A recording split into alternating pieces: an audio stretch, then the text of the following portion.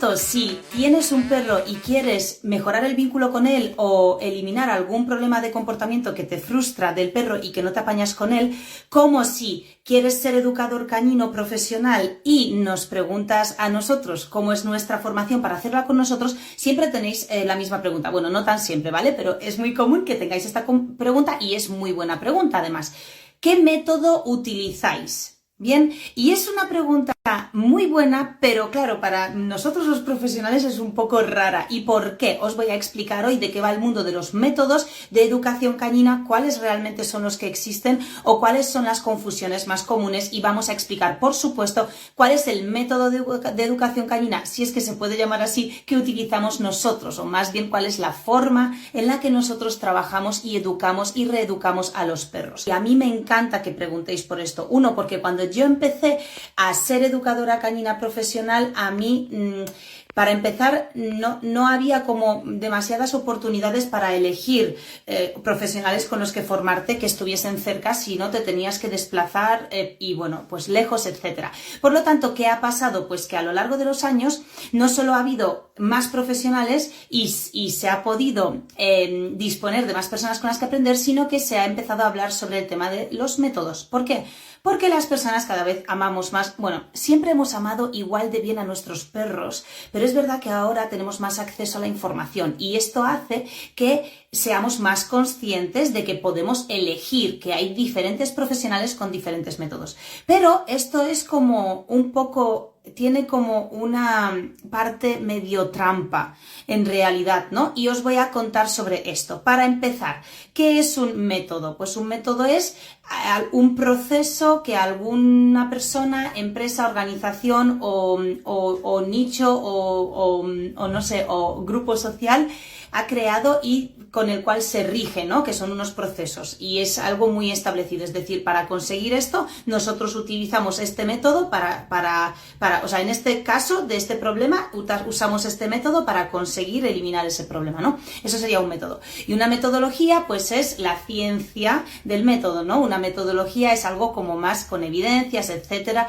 y con una base más científica, más sólida, y las metodologías son geniales y es algo que debemos estudiar siempre, ¿no? Pero entonces, teniendo estas dos cosas en cuenta, métodos como tal es lo que se confunde. Es decir, muchas personas nos preguntan, ¿qué método utilizas? ¿No?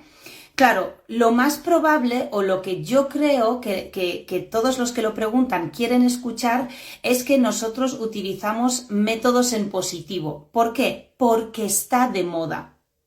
Bien, entonces, está de moda esa palabra y tiene una razón de ser, en realidad tiene un motivo por el que esto está de moda, y es que hace muchos años, cuando yo era pequeña, y también hace 15 años cuando yo me formé, estaban mucho más, como mucho más presentes en los profesionales los métodos, llamémoslos por presión. Entonces, si queremos hablar de métodos, yo, para que quede claro, ¿vale? Porque ya quitando las palabritas, los conceptos, las definiciones de los conceptos, etcétera, vamos a apartar esto, dejarlo al margen, y vamos a hablar de forma llana, en un lenguaje llano que, aunque sea confuso, realmente todos podemos entender bien. Entonces, esto es muy probable que venga de este tema, ¿no? Antes se utilizaban, pues llamémoslo, métodos por presión, y hoy se utilizan métodos en positivo, ¿bien? ¿Y por qué digo esto? Porque antes la mayoría de los profesionales eran personas que no tenían mucha vocación como tal por los perros, sino que la vida les llevó a trabajar con perros, bien sea porque eran exmilitares, exlegionarios, expolicías, o porque han heredado ese oficio, o porque se han cruzado con ese oficio y les ha dado por hacerlo, y sin muchos estudios o sin muchos conocimientos, digamos, que respalden su trabajo, pues ellos trabajaban con perros. Pero no era vocacional, porque no había tantas posibilidades de formarnos con personas que saben de verdad, y solían ser profesiones medio heredadas o profesiones con las que se topaban, y es normal. Entonces, ¿qué se hacía en ese caso? Pues a la antigua. Si el perro no hace algo, metemos presión, le metemos presión al perro, y cuando el perro deja de hacerlo, soltamos presión, y simplemente, como has dejado de hacerlo, eso es lo que tiene que ser, eso es lo que tienes que hacer, por lo tanto, ya no hay más presión. Es decir, si haces algo mal, lo vas a pasar mal, y si dejas de hacerlo mal, dejarás de pasarlo mal. ¿Bien? Entonces, hemos empezado a concienciarnos en base también a muchos estudios sobre las emociones del perro, el impacto que tiene en la conducta, sobre el olfato y el impacto que tiene en la conducta, sobre nosotros mismos como humanos que acompañan a los perros en la convivencia, qué impacto tenemos nosotros también en las conductas y en las emociones de nuestros perros. Todo esto ha posicionado al perro, menos mal, en un rol de consideración hacia nosotros y ha surgido como este método en positivo, ¿no? Que básicamente es, pues, utilizar los refuerzos como una herramienta dentro de la educación para hacerle saber al perro que algo que está haciendo está genial, que está bien y que queremos que lo repita. Bien, ¿por qué entrecomillo cuando digo que este método es nuevo? Bueno, todos los que me seguís desde hace muchos años sabéis que mi historia con los perros no es la típica de tenía un perro que lo pasaba mal, entonces me quería arreglarlo, pero ningún adiestrador me ayudaba, entonces me puse a estudiarlo y al final me hice adiestradora para mejorar el comportamiento de mi perro. No fue mi caso, esa es la mayoría de las personas a las que les pasa esto. En mi caso es algo heredado porque mi bisabuela era criadora en la Segunda Guerra Mundial de pastores alemanes y de pequineses, pero, claro, en esa época no se llamaban educadores caninos, no se oscilaba, digamos, esos términos porque no existían esas definiciones para ese tipo de personas. Pero mi bisabuela no solo era clarísimamente educadora canina, adiestradora canina también, porque ella les enseñaba expertise, los perros tenían una función, eran perros que iban a concursos, entonces se sabían como muchos truquitos para ganarse al jurado, ¿no? Luego mi bisabuela, yo la viví, yo cuando era muy pequeña la viví, y también viví muchas historias suyas, ¿bien? Entonces, las historias y lo que yo viví de ella era todo educación en positivo. Mi bisabuela, y os estoy hablando no de mi madre ni de mi abuela, os estoy hablando de mi bisabuela que en la Segunda Guerra Mundial con sus perros hacía educación en positivo, donde les enseñaba truquitos, jugar al escondite, acercarse al juez en una mesa, a los pequineses, no, a los pastores alemanes no que eran más grandes, pero a los pequineses tenía una que era muy mona ella, muy princes, iba así por la mesa cuando la iban a valorar y cuando le decían ciertas palabras, mi abuela le enseñó a desencadenar un comportamiento, ¿no? Hizo un condicionamiento a la palabra ¡ay, qué bonita eres! La perra se paraba, se acercaba de frente al juez, se sentaba y le ponía la patita en la boca, tal que así, ¿no? Entonces, esto como que, ¿cómo puedes enseñar ese tipo de ejercicios lúdicos y que el perro tiene que hacer con una emoción positiva? Por presión. No puedes hacerlo por presión. Por lo tanto, os quiero decir que los métodos en positivo no es algo nuevo que ha surgido hace pocos años y no. Ahora está de moda y ahora se hablan, y menos mal porque eso conciencia a todas las personas, pero ya existían, en este caso yo tengo pruebas empíricas de que existían en la Segunda Guerra Mundial. Obviamente puede ser que existieran muchísimo antes que esto, ¿no? Pero no se denominaban de esta forma como tal con estas palabras. ¿Qué significa esto? Que el tema de los métodos y las metodologías son tendencias, son modas que se utilizan, que se cuentan, que las personas crean, nombran, ponen nombres. No quiero que suene mal esto, o sea, en el buen contexto, digamos, de esto, como tal los métodos que ahora se utilizan muchas palabritas, muchos métodos con sus propios nombres que crean las personas a nivel particular para hablar sobre la forma en la que ellos mismos trabajan. Es mi método, ¿no? Lo registran y tal. Es algo marketidiano, pero no negativo, ¿vale? Cuando hablo del marketing, no hablo del marketing negativo, sino de un marketing ético normal, pero se utilizan esas palabras para decirte a ti que no conoces a esta persona, cómo esa persona trabaja, y crean un método y le ponen nombre. Bien, pero cuando a nosotros nos preguntan qué método utilizas tú, tanto si quieres reeducar o educar a tu perro como si quieres formarte con nosotros como educador canino profesional, claro, nos pasó ayer, porque justo ayer nos preguntaron esto 2 personas y me flipa que la gente se interese por esto. ¿Qué pasó?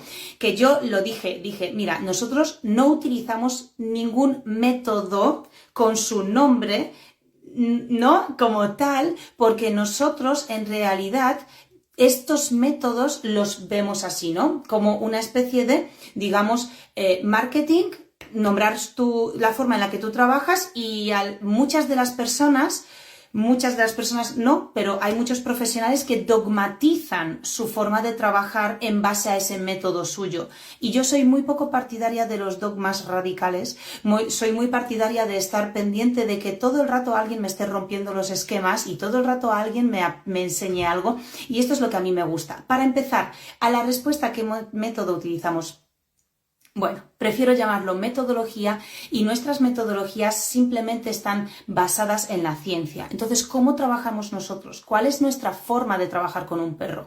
Lo más importante de todo es tener conocimientos. La metodología es conocer todo lo que puedas sobre el perro para saber verlo e identificar. Tienes que saber interpretar, tienes que saber identificar lo que el perro te está diciendo en base a diferentes elementos, en base a su epigénesis, ¿no? Todo lo que el perro carga en su genética, en base a su entorno, en base al entorno en el que vive, en base a los humanos con los que convive y cómo se comunican con él, en base a sus características, evidentemente, pues sus rasgos genéticos temperamentales que hereda directamente de la madre, y luego también en base a su perfil psicológico, que esto es algo de lo que pocas veces se habla bien, pero los perfiles psicológicos ya están evidenciados también por la ciencia, y hay perros que tienen diferentes perfiles cognitivos. Entonces, cuando nosotros os formamos como educadores caninos profesionales, a nosotros nos gusta que tengáis los conocimientos, que sepáis todas las metodologías, que entendáis todas las herramientas, que conozcáis todas las técnicas que existen y sepáis usarlas e implementarlas según el perro con el que trabajáis. Entonces, ¿trabajamos siempre el método del clicker? Pues no. A lo mejor un perro no te va a entrar bien al clicker y lo pruebas y al final ves que no es algo que a él le haya entrado bien, porque por lo que sea no lo ha asociado como debería. A lo mejor, porque hay muchos métodos, ¿no? Están pues los métodos por presión, los métodos en positivo, los métodos, el método del clicker, el método del luring, por ejemplo. Hay muchos métodos, prácticamente cualquier cosa, o incluso las herramientas que tú utilizas las puedes hacer tu propio método. Y nosotros os enseñamos todas para que dispongáis de todas las técnicas, todas las herramientas, si queréis llamarlo métodos, que dispongáis de todos los métodos y que apliquéis aquel que funciona con un perro. ¿Por qué? ¿Qué ocurre? ¿Cuál es el problema al que se expone una persona o un educador canino cuando está poniendo en práctica un método y el perro no reacciona bien? Cuando me refiero a reacciona bien, me refiero a que está avanzando en el tratamiento que se ha diseñado para él. Imagínate que estamos trabajando con un perro con ansiedad por separación, un perro reactivo hacia otros perros cuando se cruza con ellos por la calle, un perro que hace sus necesidades en casa aún siendo adulto, un perro que nunca viene a la llamada, un perro que se come cualquier cosa del suelo sin control, ¿no? Y ya ha tenido varias ingestas descontroladas, ha habido que ir a urgencias, etcétera. Un perro que ataca a humanos en casa, ¿no? Me da igual. Imagínate que tú empiezas a tratar a ese perro y con ese método que te han enseñado, ¿no? Tú te has apuntado a que te enseñen un método dogmatizado y ese método tú lo implementas en serie en todos los perros. Vale, ¿qué ocurre cuando topas con un perro con un perfil cognitivo y un bagaje y una epigenética que no coincide con el método que tú quieres aplicar y que tú aplicas con todos los perros? Por cierto, ¿qué ocurre? Pregunta al chat, tanto si me veis en directo como si me veis en diferido. ¿Qué ocurre en ese momento, chicos? Pues que no va a haber resultados. Simplemente vais a aplicar ese método con ese perro y ese perro no va a mejorar. No vais a tener los resultados que pusisteis como objetivo. Como dice Strieser, que no sirve. No os va a servir, ojo, pero para ese perro. A lo mejor sí os sirvió hace una semana para el otro perro con el que estabais trabajando, pero con este perro no os sirve. Y ese no es el problema. Eso no es un problema. ¿Cuál es el verdadero problema? Que tú como profesional, cuando aplicas el mismo método en un perro y ves que no tiene resultados en ese perro, te quedas bloqueado. Te quedas así y dices: vale, ¿qué hago ahora? O sea, no me ha servido, ¿ahora qué hago? Este perro no está evolucionando con lo que estoy haciendo, ¿ahora qué hago? Y entra, como dice Fentocan, entra la frustración, la frustración con uno mismo, la frustración de los humanos y la frustración en el... Bueno, el perro Fentocán depende un poco, ¿no? Porque si el perro en realidad el comportamiento que pone en práctica lo disfruta, pues bueno, pues mira, tú estás haciendo cosas, él no reacciona y pista, ¿no? Otra cosa es cuando el perro, estamos trabajando con un caso de ansiedades, de inseguridad, de miedos o de fobias, entonces sí, ¿no? El perro sí lo pasa mal. El caso es que Fentocán tiene razón, todos alrededor empiezan a pasarlo mal y se frustran, y tú como profesional empiezas a tener el síndrome de impostor porque empiezas a decir, hostia tú, pero entonces ¿qué coño hago ahora? O sea, pero yo no tengo ni idea de cómo gestionar ese caso, no sé cómo hacerlo. Y este es el principal problema. Por lo tanto, ese es el motivo por el que yo quiero hacer otra cosa. Es decir, hemos estado, Pablo y yo, que es mi socio, 2 años diseñando esta formación, y a lo largo de esos 2 años teníamos una cosa clara, que no queremos hacer lo que nos hicieron en algún día nosotros. Nosotros hemos hecho muchísimas formaciones con muchas personas que no recomendaría, muchas otras tantas que recomendaría, pero 100%, porque aprendí mucho con ellas, justo lo que yo quería, ¿no? Entonces, yo me prometí que si alguien se forma con nosotros, va a tener disponible todos los métodos que existen, todas las metodologías, que va a saber trabajar con todo, todas las técnicas, todas las herramientas, y que cuando llegue a un caso y empiece a trabajar con ese perro y no vea resultados y el caso se esté estancando, que cualquier persona que se haya formado con nosotros tenga la capacidad de decir, ah, perfecto, vale, este perro no, por aquí no va, este perro no le va a ir este método, vamos a cambiarlo. ¿Por qué? Porque tiene recursos, porque te hemos enseñado tanto las técnicas como las herramientas en recursos que sabes cómo cambiar de una a otra. Vale, ok, este no funciona, pues perfecto, ya sé más cosas sobre este perro, ya tengo más datos sobre cómo es este perro, sobre su perfil cognitivo, sobre sus condicionamientos pasados, sobre su entorno, sobre sus reacciones, ya sé más sobre él, y ahora voy a pensar en qué es lo siguiente que voy a hacer, porque tengo una lista de cosas que puedo hacer y simplemente tengo que elegir una. Entonces, para mí eso es un buen profesional, y para mí eso es una persona que sabe resolver un caso, aún sin experiencia, que este es el kit de la cuestión.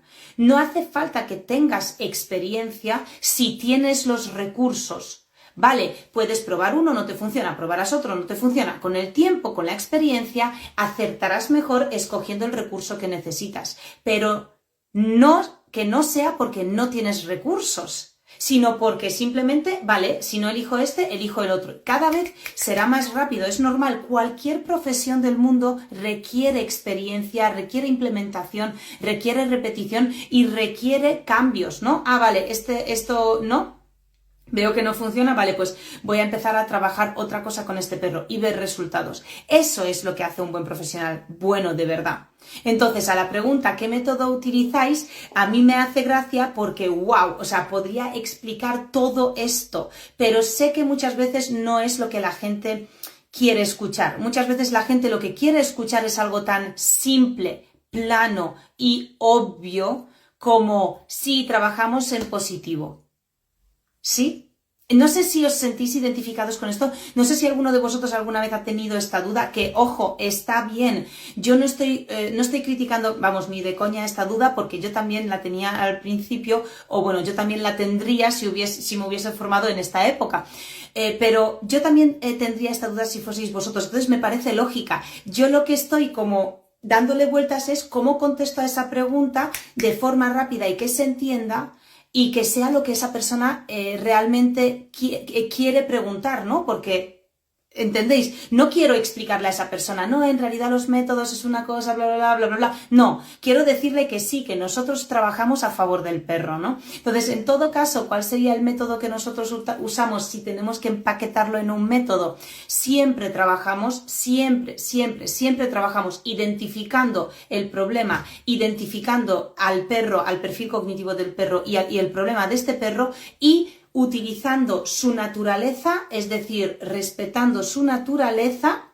generamos alternativas que vayan a favor de la educación. Y eso es lo que mejor funciona, porque cortar los comportamientos, eliminarlos, nunca funciona. Ya lo hicimos hace años, no funcionó. Lo hacen muchos profesionales y se sorprenden que no les funciona, pero... Por cierto, ahora a mitad de este episodio, si realmente te gustan nuestros podcasts y aprendes con ellos, tenemos otro tipo de podcast, privados. Sí, son unos podcasts privados muy especiales que hacemos en exclusiva en Perrunología, que es la suscripción de perros más guay de habla hispana, en la que compartimos 2 piezas de contenido cada semana con las que podrás conseguir que tu perro sea más equilibrado. Nuestro fin es que todos los perros de este planeta sean 100% equilibrados para que todos los humanos puedan disfrutar de ellos, incluido tú. Tenemos más de 200 contenidos que resuelven problemas como, por ejemplo, si tu perro ladra todo, que consigas que se calle a la primera que se lo pides, que consigas que el paseo sea tranquilo y relajado y sin tirones, o enseñarle a estar solo en casa sin que la destroce, o incluso lograr eliminar la reactividad de tu perro en los paseos, o educar de cero a tu cachorrillo sin cometer errores, etc. Bueno, estos son solo algunos ejemplos para que te hagas una idea que hay de todo. También hacemos retos y una serie de vídeos que se llaman Analizandogs, que son sumamente útiles y, atención, tienen el poder de transformar tu vida. En estos vídeos analizo interacciones entre perros y humanos, desglosando el lenguaje corporal de ambos y señalando los errores comunes, enseñándote estrategias efectivas para manejar o evitar cualquier situación que observas en esos vídeos. No me enrollo más, si quieres entrar solo tienes que suscribirte a Perrunología, que es pionera en España porque es la primera vez que se hace un canal de Telegram enfocado a perros por menos de lo que cuesta una correa decente al mes o una pizza. Por cierto, cada semana entran más de 50 personas nuevas que empiezan a mejorar y disfrutar más aún de la relación con sus perros. Entra antes de que suba el precio, porque sube cada 2 meses hasta que lleguemos a 29,90. Pero si entras ahora, se te mantendrá el precio actual hasta que te quieras dar de baja. Y puedes darte de baja cuando quieras, sin preguntitas. Para suscribirte, pincha el enlace que te dejo en la descripción de este podcast y disfrútalo los meses que quieras, sin permanencia, aunque sí, compromiso, el que tengas con tu perro. Y por cierto, si quieres ver todos los contenidos que hay dentro de Perrunología, también te dejo en la descripción un enlace con el índice de contenidos para que puedas encontrar exactamente lo que necesitas para tu perro. Es todo súper fácil para que empieces desde ya a tener un perro más equilibrado. Voy a daros un ejemplo. Por ejemplo, un Border Collie de 1 año y medio que lleva desde los 7-8 meses saliendo disparado a por las cosas en movimiento a distancia, sin control porque no viene cuando se le llama, etc. Y empieza a perseguir coches en movimiento, ¿no? Intenta pellizcarles la rueda. Claro, evidentemente, tú no puedes en una sociedad humana permitir que tu Border Collie ponga en marcha este comportamiento natural suyo, ¿no? Desde los 7 años persigue todas las cosas en movimiento a distancia, últimamente persigue coches, me preocupa, soy la clienta, ¿vale? Me preocupa porque, claro, y si muerde una rueda y la muerde y la rueda gira y la aplasta la cabeza, porque esto parece que no, pero hay muchos Border Collies que han muerto con este comportamiento. Y ojo, no solo Border Collies. O sea, una de mis mejores amigas, Marta Dude, que vive aquí en Madrid, su perro falleció, Kenzo, que además, es que al final acabamos con él con una obediencia avanzada, súper perrazo, salió de repente disparado a por una máquina de estas que limpiaba en Madrid las calles. O sea, sabéis que son como máquinas que tienen como 2 cepillos que empiezan... Pues pasó una, el perro de repente salió disparado, mordió la rueda y la rueda le aplastó la cabeza y, o sea, fue muy traumático, ¿vale? Entonces, claro, esto fue un accidente, completamente accidente, porque se soltó la correa, o sea, fue como un cúmulo de accidentes y al final al perro se le encendió algo que nunca antes lo había hecho. Fijaros si es importante tener siempre los perros controlados y todo eso. Total, que esto le pasa mucho también a los Border Collies. Entonces, si quisiéramos, por ejemplo, eliminar ese comportamiento, le impediríamos hacerlo, digamos, intentando eliminar ese instinto natural del Border Collie, porque obviamente lo ideal sería que él pueda ponerlo en marcha, pero viviendo en una sociedad no podemos permitir que nuestro perro agrupe a todos los coches que se despilfarran en un mismo sitio, ¿no? Estaría guapísimo. Pero no podemos hacerlo porque no se puede. Entonces, ¿qué tenemos que hacer? Pues controlarlo. Entonces, muchos de los educadores caninos eliminan ese instinto natural y eliminan ese comportamiento intentando eliminar el impulso, pero el impulso no se elimina. Entonces, cuando tú cortas, castigas, eliminas, ¿qué pasa? Que ese comportamiento deja de aparecer, pero el instinto natural sigue ahí y acaba saliendo y mostrándose en un comportamiento distinto, peor, más problemático y más conflictivo, pero acaba explotando por otro lado y siempre es peor que el primer comportamiento que hemos eliminado. Entonces, ¿qué ocurre? Que el perro nos está demostrando que sus instintos naturales pertenecen a su genética y que no puede ni sabe hacerlos desaparecer por arte de magia. Por lo tanto, ¿qué es lo que nosotros hacemos? Y entonces quizá lo puedo empaquetar en una metodología, inventarme un supernombre y tener mi propio método, ¿no? Pero vamos, que básicamente lo que nosotros hacemos es primero entender al perro, entender su lenguaje corporal, qué me dice con sus señales, saber comunicarme con él para que sea un diálogo. Yo hablo contigo, te escucho, tú me haces estos gestos, o sea, y yo actúo en consecuencia a lo que tú me estás diciendo. No es un monólogo en el que yo te hablo, yo te impongo, no, sienta, no, tumba, no, no tires, no, Bobby despacio, quieto, no seas bruto, quieto, no se hace eso, no juegues así, venga, suelta ese palo, no te comas eso, ¿no? Es un monólogo impositivo que tenemos constantemente con los perros y nunca en realidad es un diálogo. Entonces, lo primero que nosotros enseñamos es esto. Hablar con tu perro en diálogo. Háblale de forma coherente y consecuente y escucha lo que te tiene que decir y contéstale en consecuencia. Primero. Segundo, enseñarle una comunicación básica, enseñarle un lenguaje común, que esto sí implica ejercicios, ¿no? Que haya algo sencillo entre los dos que, diciéndolo en voz alta, ambos nos entendamos y sepamos qué es lo que hay que hacer.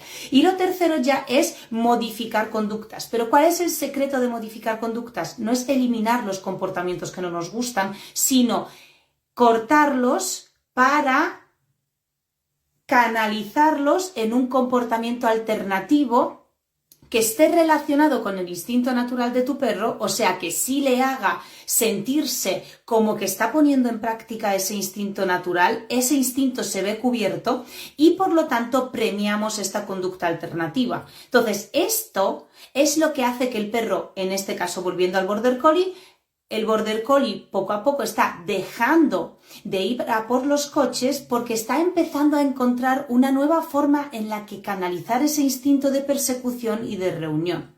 ¿Bien? O instinto de persecución dentro del ciclo de caza, que puede ser también, ¿no? Ya hablando de todos los perros. Entonces, esto es cuando empieza en la mente de este perro decir, hoy, vale, esto guay, pero entre que no me dejan hacerlo, pero resulta que cuando no lo hago me llevan a otra cosa y esto, ¡buah! ¡Buah! ¿Cómo me lo estoy pasando? O sea, increíble. Prefiero esto 100 veces, ¿no? Y en base a las repeticiones correspondientes a lo que ese perro necesite, porque cada perro en su sistema cognitivo asimila la información con un número de repeticiones distintas. Más o menos cumplen un patrón, pero no es sota, caballo y rey, al final son perros, son seres vivos, entonces cada uno reacciona en contexto a lo que vive. Bueno, total, canalizamos. Y el Border Collie deja de perseguir coches de repente, entrecomillándolo, en pocas semanas, 3, 4, 5, 6 semanas, si está bien hecho el trabajo, máximo en 6 semanas ese Border Collie ha dejado de perseguir coches, tanto como para que si pasa un coche te mire diciendo, dale que estoy esperando esa súper alternativa que tienes para mí, ¿no? Esto se llama contracondicionamiento, que en este caso sería la técnica de modificación de conducta que utilizaríamos, pero dentro del contracondicionamiento usaríamos diferentes herramientas de las que nos valemos como profesionales para construir ese comportamiento alternativo y fijarlo. Entonces, ¿qué ocurre con los métodos? Tenéis que tener la mente abierta. Cuando escucháis vídeos gratis en YouTube, cuando escucháis consejos de otras personas en el parque cañino, cuando incluso contratáis a educadores cañinos profesionales, etólogos, cuando estáis trabajando en clases grupales en centros cañinos, cuando estáis hablando con vuestros amigos que os dicen que han tenido 100 perros y que saben mucho de perros, escuchadles, pero pero la cosa es que tengáis en cuenta que lo que os dicen las personas solo es su propia experiencia o un método propio que algunos profesionales utilizan. Luego hay profesionales excepcionales que te pueden estar rompiéndose el cerebro contigo diciendo vamos a buscar cosas. Luego, es que, madre mía, qué felicidad, macho. Viven como reyes. Bueno, pues eso, entonces tenéis que tener un pensamiento crítico, pero sobre todo la mente abierta a decir, vale, esto me ha aconsejado vale, ya tengo acumulados 6 consejos entre los vídeos gratis, vale, voy a implementar para probar y vosotros mismos debéis probar cómo funcionan las cosas con vuestro perro. Otto dice, cuando me reencarne me gustaría ser Magneto. Escucha, yo también, pero sin lugar a duda, es el mejor de todos que vive y me hace gracia porque mucha gente lo ve y empieza, ¡ay, pobre! Y yo...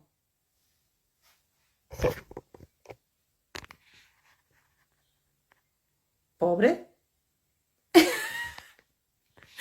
¿Pobre por qué? Si vive como quiere. Bueno, total, tonterías aparte. Entonces, cuando la gente os hable sobre cosas, tened la mente abierta, aceptad lo que os dicen y simplemente pensad si eso de alguna forma encaja con vuestro caso, con vuestro perro. Y si sois profesionales caninos, igual. Yo cuando escucho a otros profesionales me quedo así. A ver, ¿y cómo? ¿Y qué? ¿Y qué ha hecho?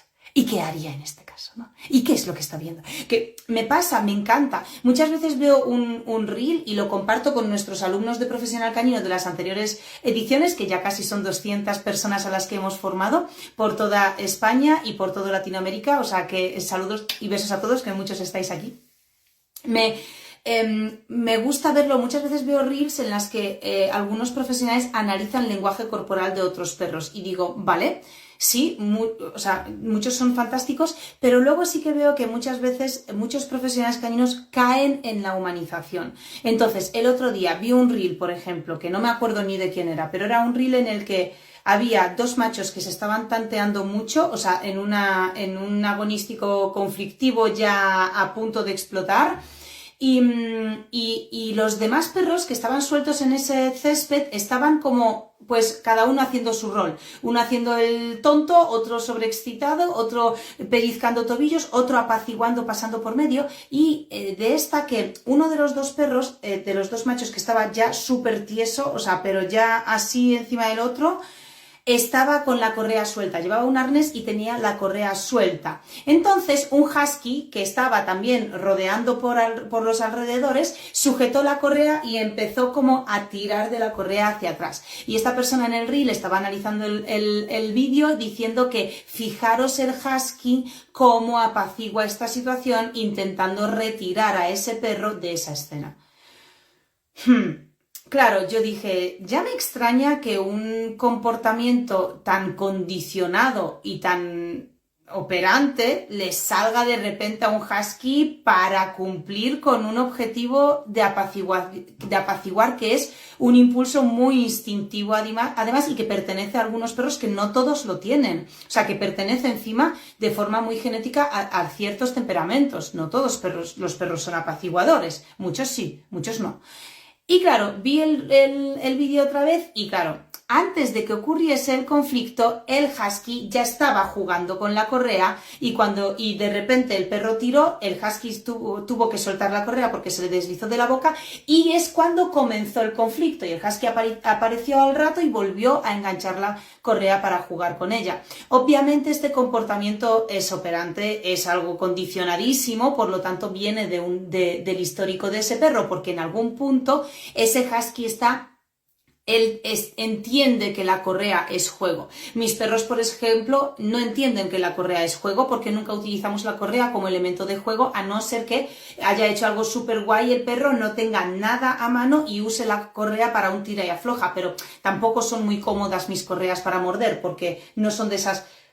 ¿no? Hay algunas correas, ¿sabéis cuáles son? ¿No? Que son como redondas, gordas y es como una cuerda, ¿no? Como una cuerda gorda.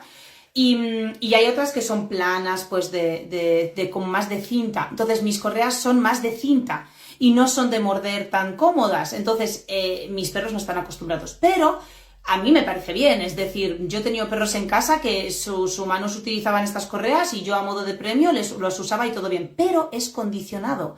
El perro a lo largo de los paseos del pasado, con el humano sí que ha jugado al tira y afloja, y lo ha disfrutado por lo menos el perro. El humano puede que esté frustrado no entendiendo eso. ¡Ay, es que no! Me muerde la correa, no me deja caminar, tira de mí, se enfada, ¿no? Bueno, eso es como lo vivimos los humanos. El perro está pasando pipa con el tira y afloja de la correa. Entonces ese husky claramente tenía un comportamiento condicionado y me llama la atención. Yo me quedo mirando, digo, bueno, pero ¿y si...?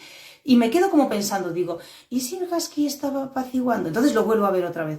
Digo, ay, no. Pero bueno, a ver, ¿no? Y empiezo a ver el reel como 7 veces.